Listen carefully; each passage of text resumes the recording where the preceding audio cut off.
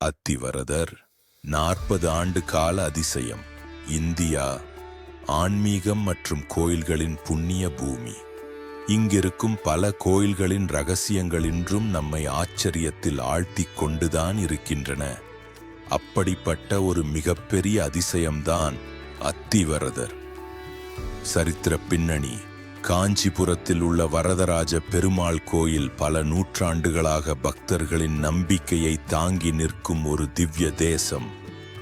இந்த கோயிலின் ஒரு தனிச்சிறப்பு என்னவென்றால், அது 40 ஆண்டுகளுக்கு ஒருமுறை மட்டுமே நிகழும் ஒரு மகா உற்சவம்.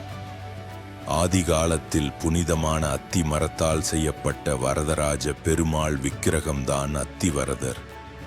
ஆனால் முன்னொரு காலத்தில் கோயிலில் ஏற்பட்ட தீ விபத்தின் காரணமாக இந்த புனிதமான விக்கிரகத்தை பாதுகாக்க அர்ச்சகர்கள் ஒரு முக்கிய முடிவை எடுத்தார்கள்.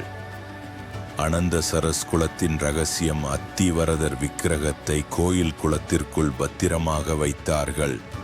அந்த புனிதமான திருக்குளம்தான் அனந்தசரஸ் குளம். குளத்திற்கு அடியில் இருக்கும் ஒரு ரகசிய அறையில் அவர் இன்றும் வீற்றிருக்கிறார். காலங்கள் உருண்டோடினாலும் பக்தர்கள் அத்திவரதரை மறக்கவில்லை. 40 ஆண்டுகளுக்கு ஒரு முறை இந்த புனித விக்கிரகம் நீரிலிருந்து வெளியே எடுக்கப்பட்டு 48 நாட்கள் பக்தர்களுக்கு காட்சியளிப்பார். 2019 பிரம்மாண்டம்.